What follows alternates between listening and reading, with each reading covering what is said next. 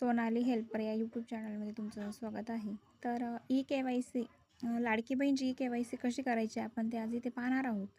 तर आपल्याला गुगलवरती यायचं आहे आणि महाराष्ट्र माझी लाडकी बहीण .in/government.in वरती आपल्याला जायचं आहे.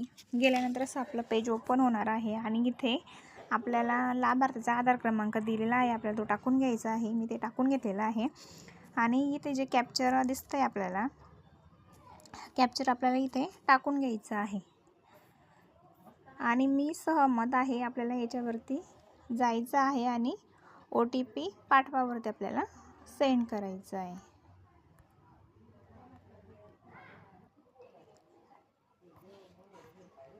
आता बघा आपल्याला वॉर्निंग आलेली आहे. ई-के-वाय-सी प्रक्रिया पूर्ण करण्यासाठी तुमच्या वडिलांची पतीची माहिती द्या. तर आपल्याला जे पतीचं असेल किंवा वडिलांचं असेल ते आपल्याला इथे आधार कार्ड नंबर टाकून घ्यायचा आहे आणि मी तो आता इथे टाकून घेत आहे. आता आपल्याला इथे OTP आलेला आहे, तर तो OTP आपण इथे टाकून घेणार आहोत. OTPसाठी आपण विनंती केलेली आहे. वडिलांचा आधार नंबरला किंवा पतीच्या मिस्टरांच्या आधार नंबरला जे मोबाईल नंबर लिंक असतील त्याच्यावरती आपला OTP जाणार आहे. तो OTP नंबर आपल्याला इथे टाकून घ्यायचा आहे.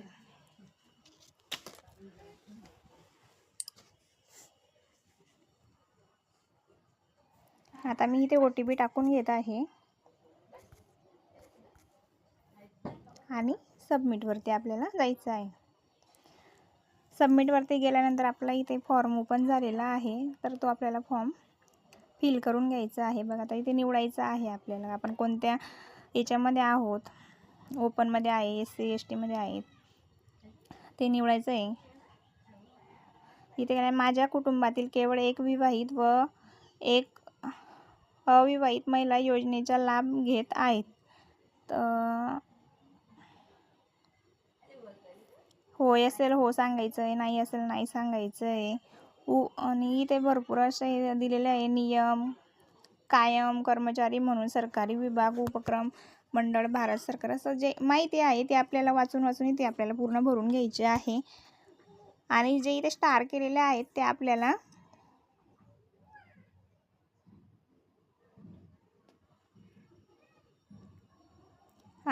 इथे हे फिल करून घ्यायचं आहे आणि ते आपल्याला सबमिट करायचं आहे.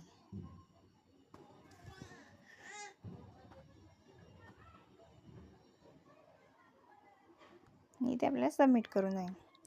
बघा तुम्ही बघू शकता इथे